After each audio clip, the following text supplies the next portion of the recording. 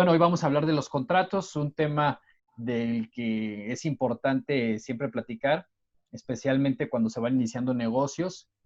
Y es un tema también que se me consulta constantemente porque, bueno, siempre hay una serie de problemas ligados a esto y pues vamos a platicar de algunos de ellos.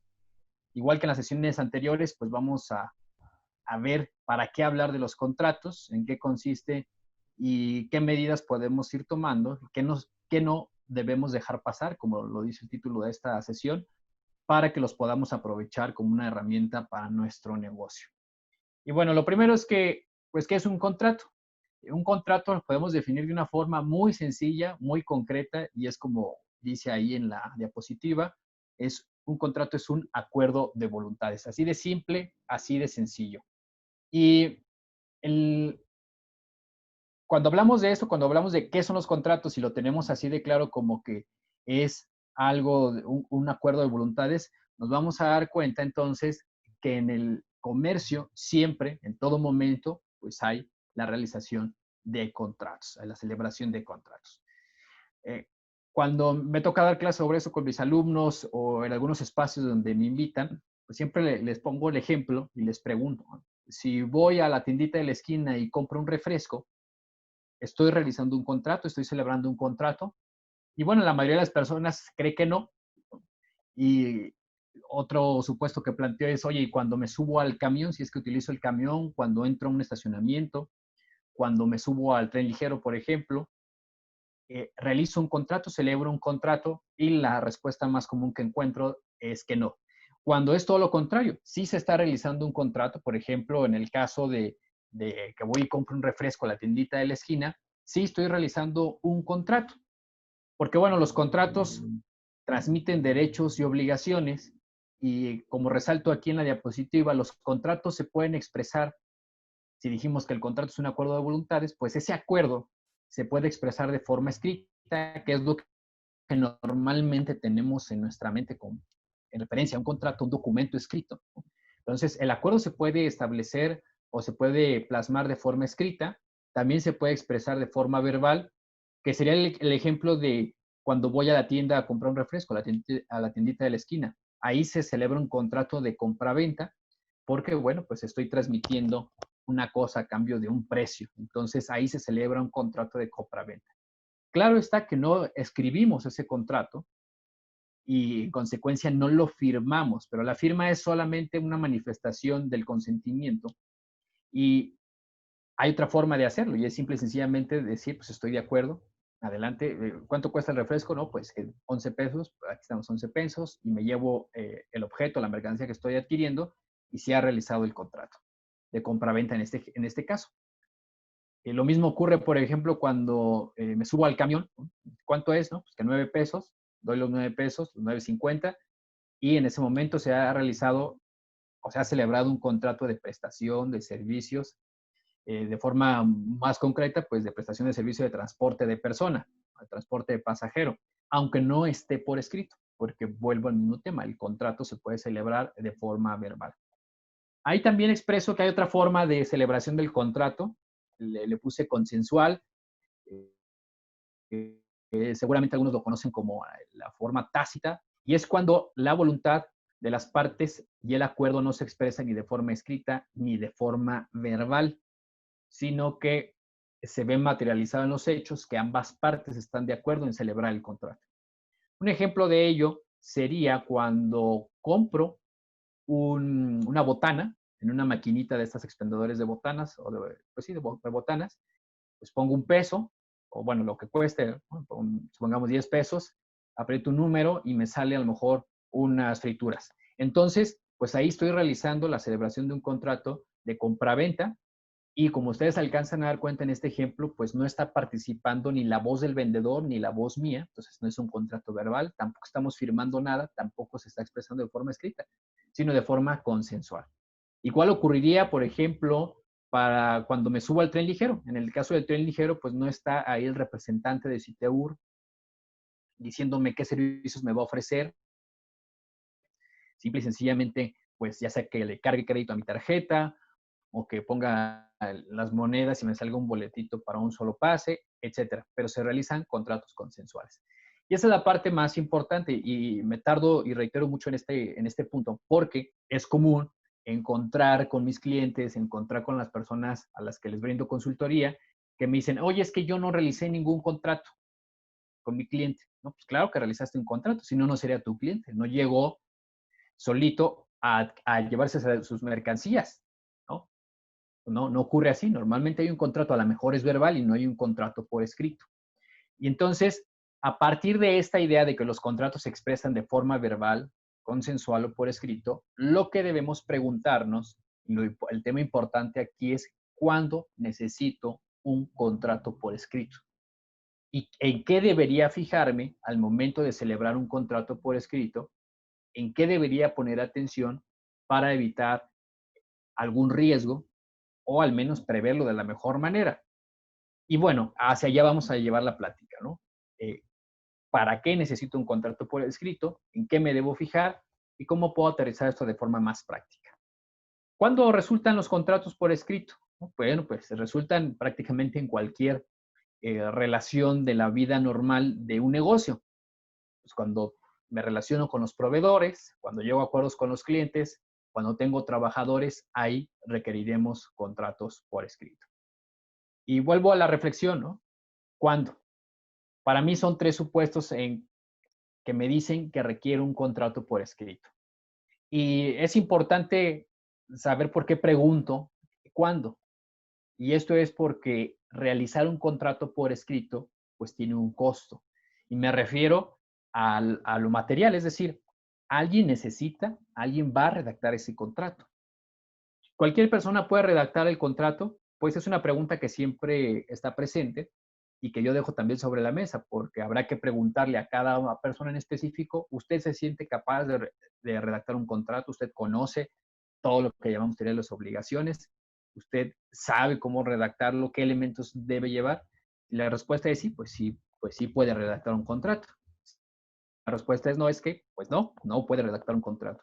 Es más, debo decirlo, entre los abogados, no todos los abogados, digamos, tienen la habilidad de redactar contratos. Algunos tienen otro tipo de especialidades y entonces, pues habrá que recurrir a un abogado que sí sepa redactar contratos. Y esto significa, pues, un costo para el dueño del negocio. Y vuelvo a la pregunta,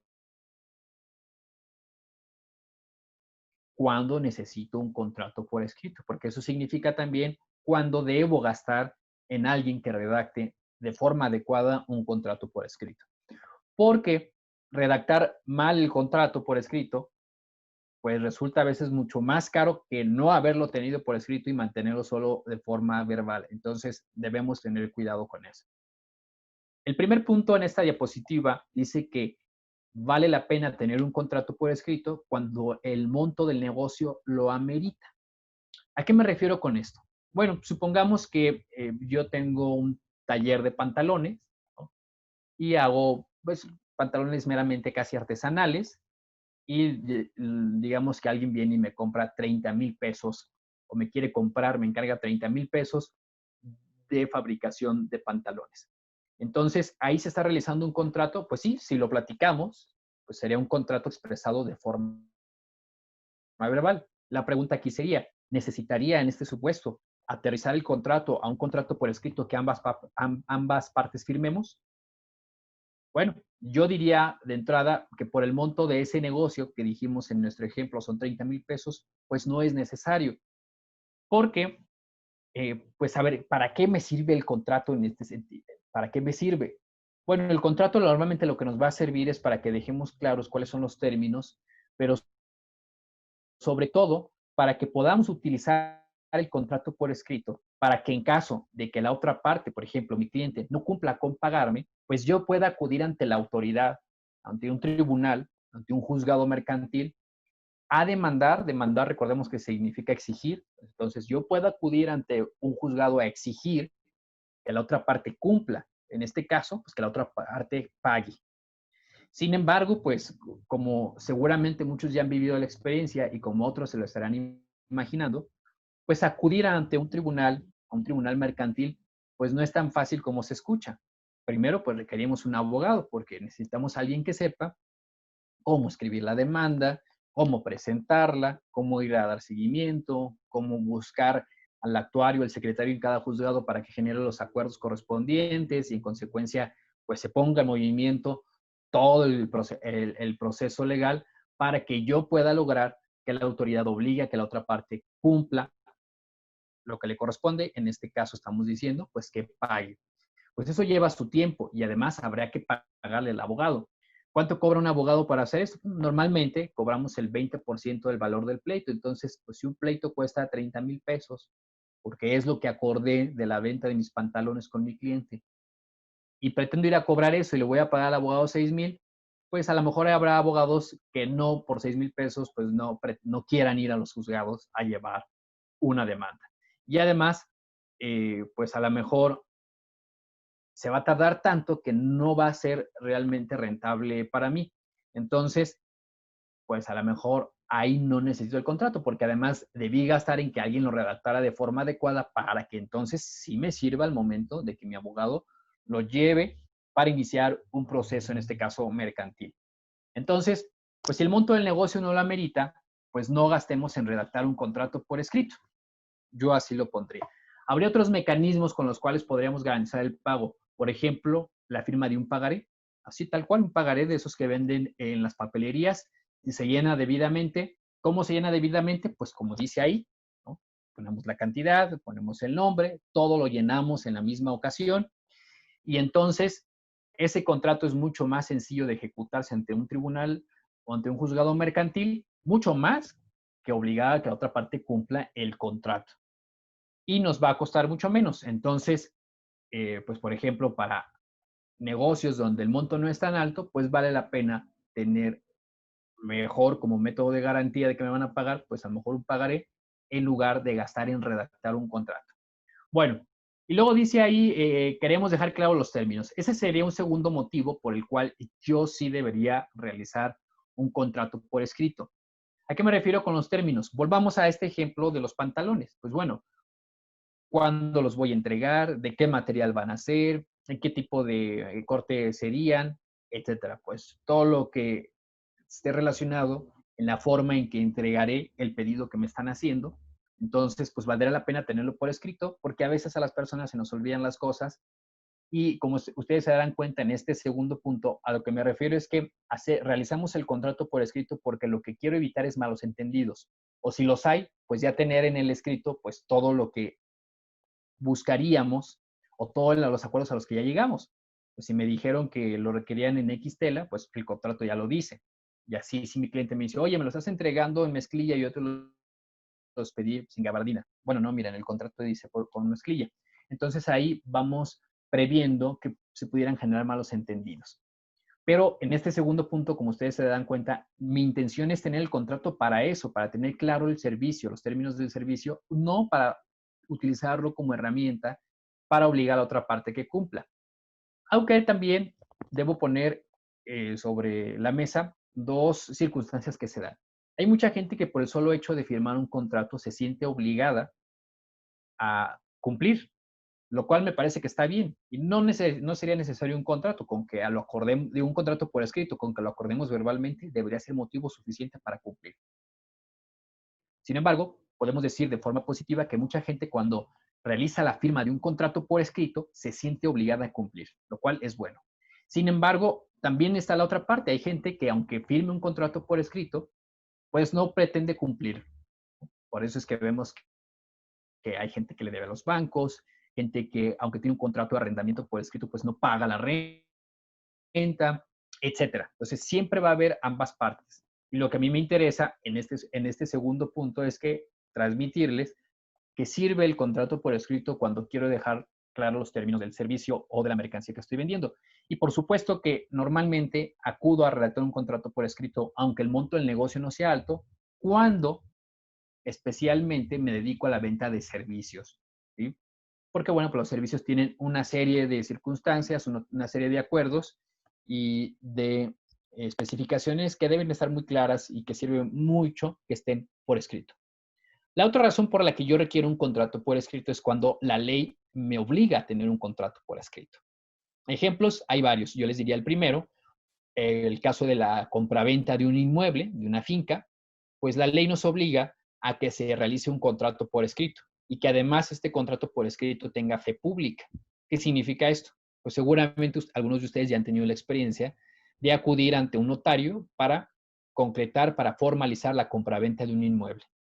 Y a eso se refiere, pues la escritura, pues no es otra cosa más que un contrato por escrito que ha pasado por la fe del notario público y que además se inscribe en el registro público de la propiedad. Entonces tiene varias formalidades que deben cumplirse porque la ley así lo obliga.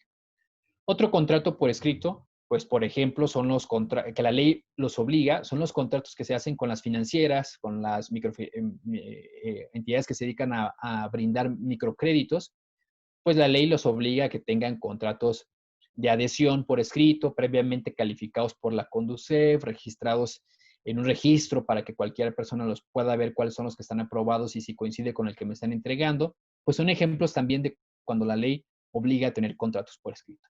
Y hay otro caso en el que casi cualquier dueño de negocio, empresario, emprendedor que le está empezando a ir bien, pues se verá enfrentado a la obligación de realizar un contrato por escrito. Y es cuando tiene trabajadores. La ley obliga al patrón a tener un contrato por escrito con los trabajadores. Ojo, aunque más adelante veremos el tema a profundidad de los trabajadores y su relación con los patrones, es importante porque a veces me dicen los patrones, es que yo tengo un trabajador, pero no tengo un contrato. Esta frase, como ustedes se estarán imaginando, pues es completamente incorrecta, porque el solo hecho de que yo tenga un trabajador, pues ya significa que hay un contrato. A lo mejor es verbal, pero esto le genera todas las obligaciones al patrón y además beneficia al trabajador completamente. Dicho de otra manera, tener un contrato laboral por escrito con nuestros trabajadores, a quien beneficia, fíjense muy bien, es al patrón, al dueño del negocio. Entonces, no tener esos contratos por escrito a quien perjudica en consecuencia es al patrón. Muy importante que tengan eso en cuenta. Si tienen trabajadores y solo tienen contratos verbales, pónganse a hacer los contratos por escrito con esos trabajadores y así tendrán menos dolores de cabeza en caso de un conflicto laboral. Bueno, vámoslo viendo un poquito desde la perspectiva del contrato que tenemos con los clientes, suponiendo que pues, nos dimos cuenta que ya sea por el monto del negocio, porque hay muchos detalles, ¿qué es lo que debería contener un contrato? Bueno, pues debería contener cosas como las partes. ¿Quién ofrece el producto o servicio? ¿Quién pagará por el producto o servicio? Eso es un tema muy importante porque en algunas ocasiones me ha tocado ver dueños de negocio, pues sobre todo que hacen maquila, que sus clientes pues son a lo mejor una empresa grande y ellos hicieron el trato con una persona física, con un administrador, pero nunca se fijaron en formalizar un contrato por escrito en donde quedara claro que quien va a pagar por la mercancía es la persona moral, o a lo mejor comercializadora feliz SADCB, para que entonces, en consecuencia, pues vayan y le cobren. Y luego, cuando quieren irles a cobrar, pues la representación legal de comercializadora feliz SADCB dice, no, pues yo no te pedí nada. No, pues sí, hice el trato con don Felipe. Ah, pues que Felipe te pague, porque la empresa comercializadora feliz SADCB no te ha pedido nada. Entonces no te debe nada. Por eso es muy importante saber cuál es la otra parte con la que estoy haciendo el trato. Esto parece muy obvio, sin embargo, lamentablemente es muy común encontrarme con ese tipo de circunstancias y por eso lo comento. ¿Cómo es el servicio o producto que se ofrece? Bueno, obviamente, si hay un monto importante en el negocio, si hay muchas características que rodean el trato, pues es importante siempre dejarlo claro en el escrito para evitar malos entendidos. ¿Cómo y cuándo se entregará el servicio o producto que se ofrece? Es un tema importantísimo. También ha pasado que cuando se hacen tratos, también hablo de ejemplos de quien maquila, oye, pues que voy a entregarle a la empresa fulana de tal 200,000 pesos de pantalones. Llega el día de la entrega, llego con el vehículo que hace el flete, llego a la bodega donde los debo entregar y digo, bueno, vengo a entregar los pantalones, los reciben y listo, me voy. Y envío la factura y estoy esperando que me paguen. Y no me pagan. Y cuando hablo para reclamar que por qué no me han pagado, pues me dicen, es que no has entregado la mercancía. Sí, pues sí la entregué, fui tal día y me recibió don Fernando, él es ahí el portero. Ah, bueno, ¿y dónde consta? ¿Dónde dice?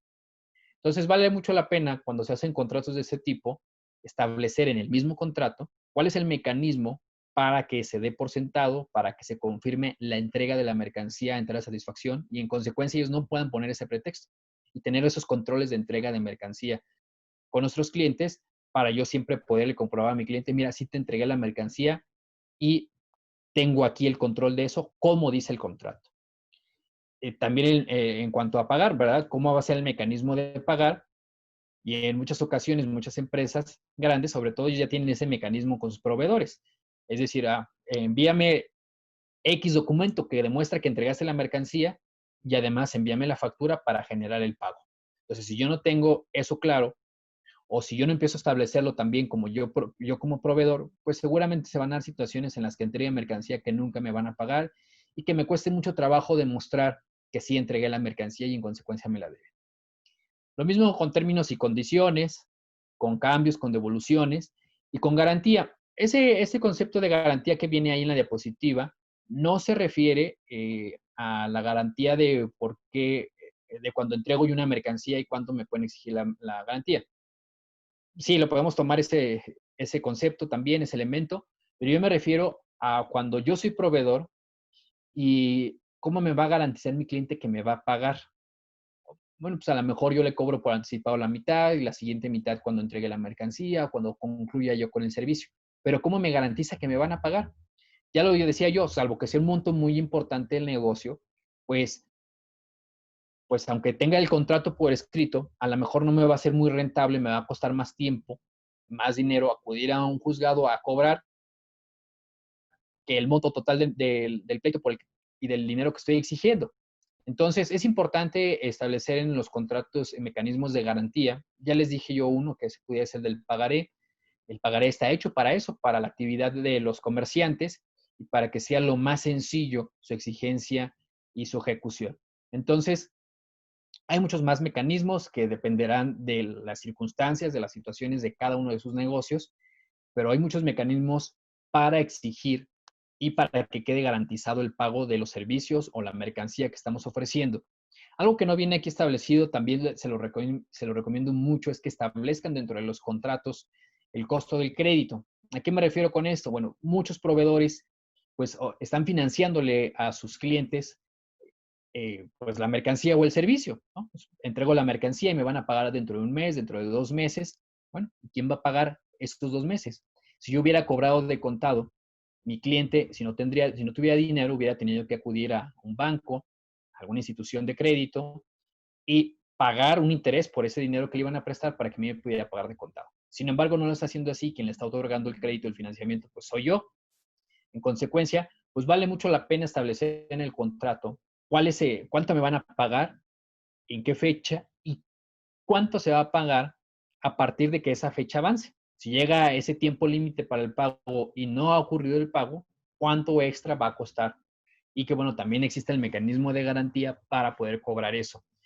¿Por qué? Bueno, porque lamentablemente muchos, sobre todo dueños de pymes, pues se quedan, como se dice coloquialmente, colgados porque entregaron la mercancía, prestaron el servicio, pero no les pagaron.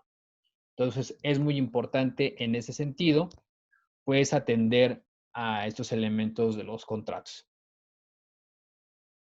Propiamente ya de una forma un poco más técnica, ya lo vimos un poco con la diapositiva anterior, pero los elementos de un contrato pues son los siguientes tres.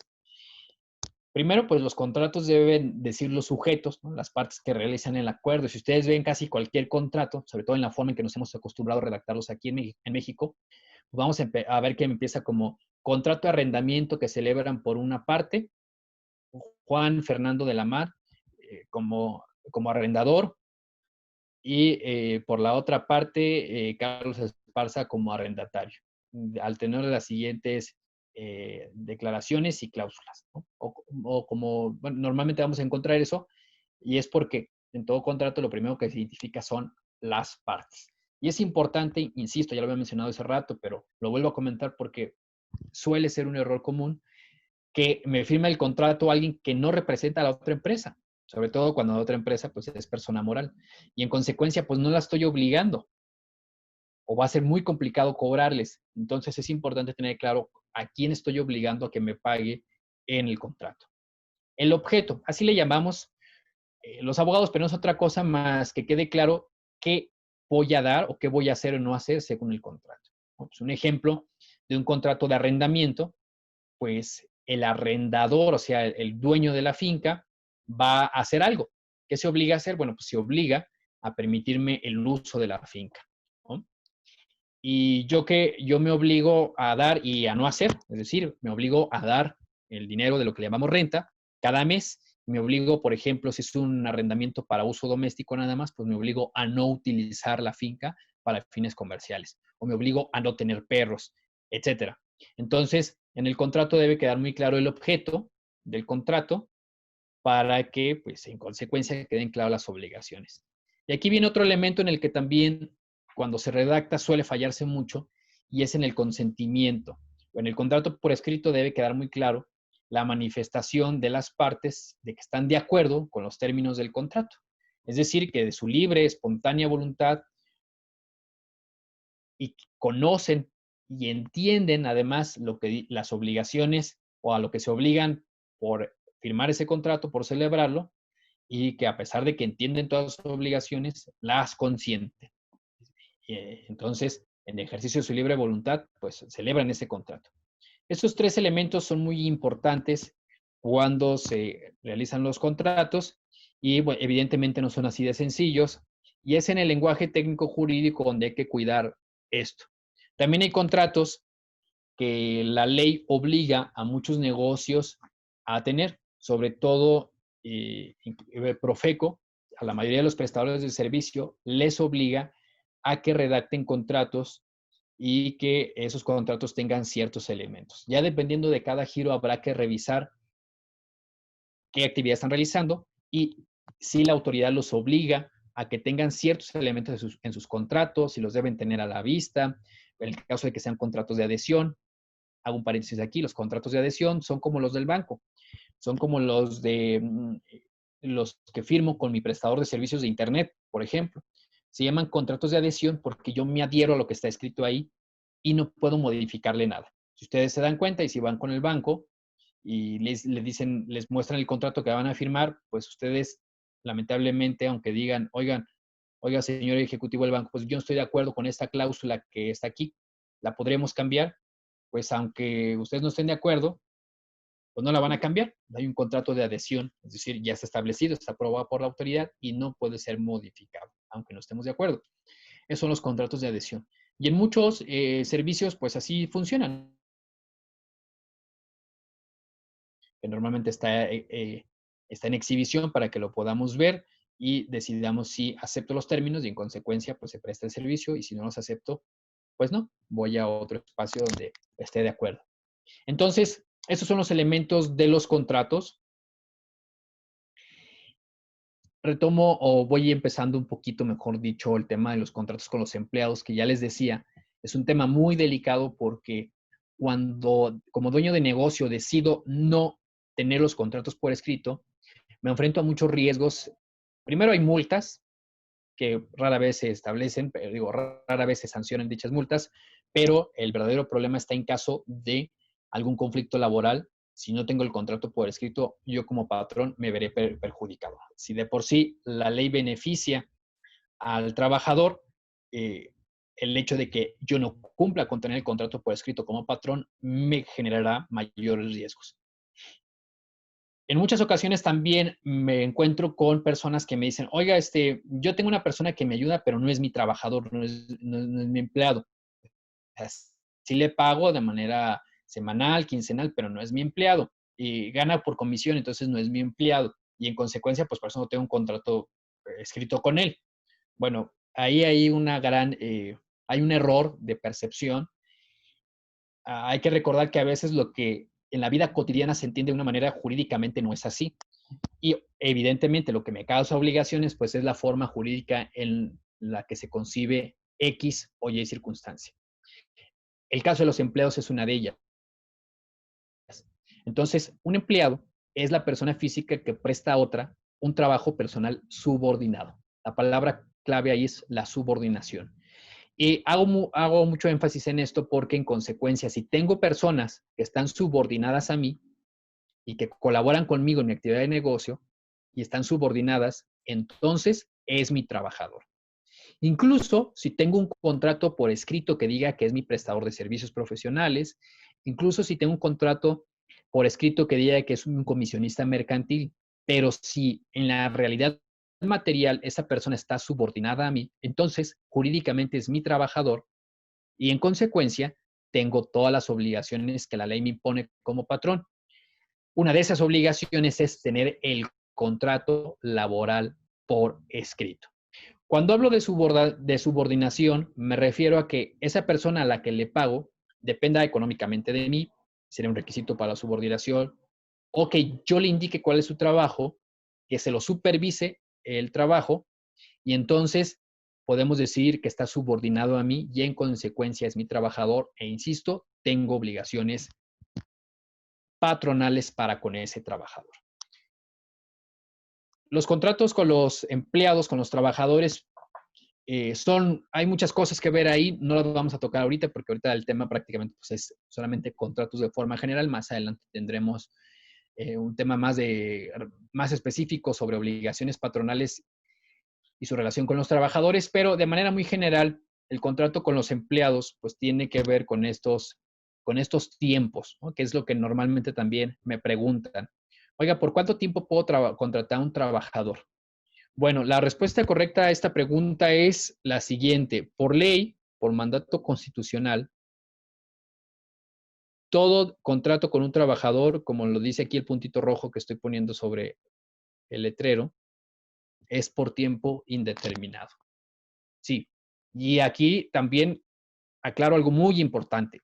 Si yo tengo un trabajador con un contrato verbal, entiéndase que lo invité a trabajar y nunca pusimos por escrito el contrato laboral, sino solamente fue verbal. Ah, pues mira, vas a trabajar de lunes a viernes, en tal horario, y te voy a pagar X cantidad a la semana. Eso es un contrato laboral verbal. Muchos trabajadores están así. Bueno, la ley dice que si yo tengo un trabajador así, ese trabajador es mi trabajador por tiempo indeterminado. ¿Qué significa eso? Pues que es mi trabajador para siempre. Que si le digo un día que se vaya, en consecuencia tendré que indemnizarlo. Después hablaremos más del tema de la indemnización, que también es un tema que yo sé a los patrones pues les preocupa mucho. Bueno, entonces todo contrato laboral es por tiempo indeterminado. Hay excepciones y esas excepciones son las que quiero platicar de manera muy breve. El primero es este que está aquí, el de sujeto a prueba o capacitación inicial. Ese es bastante sencillo, es el que normalmente casi todos utilizan cuando hacen un contrato por escrito. Lamentablemente los utilizan de forma equivocada, pero bueno. Yo les puedo decir entonces que un contrato a prueba con un trabajador significa, primero, que ese trabajador lo estoy contratando en realidad por tiempo indeterminado. O sea, lo contrato para siempre, pero lo sujeto a prueba. Y esa prueba puede durar máximo 30 días. Y una vez que han pasado esos 30 días, si yo no le digo al trabajador el día 30 que no ha pasado la prueba y que tiene que irse, entonces, si no le digo esto, pero en ese día 30, en consecuencia, como yo lo contraté por tiempo indeterminado, pero sujeto a prueba, pues entenderá que sí pasó la prueba y que me lo quedo para siempre. Por eso hay que tener mucho cuidado cuando utilizamos estos contratos y debemos cuidar también los mecanismos en caso de que ya no quiera que mi trabajador se quede conmigo. Luego está el contrato de capacitación inicial. Es similar, contrato a mi trabajador por tiempo indeterminado, pero lo pongo a capacitación inicial, es decir, a máximo 3 meses, 90 días de capacitación, y una vez terminado ese periodo, si me lo queda un día más, me lo estoy quedando por tiempo indeterminado. En caso contrario, pues debería avisar que ya no voy a querer porque, desde mi perspectiva, no aprendió lo que tenía que aprender en la capacitación. Y luego tenemos el contrato por temporada, que es muy evidente, y como dice ahí, pues solo lo puedo utilizar si mi negocio tiene una naturaleza de temporadas.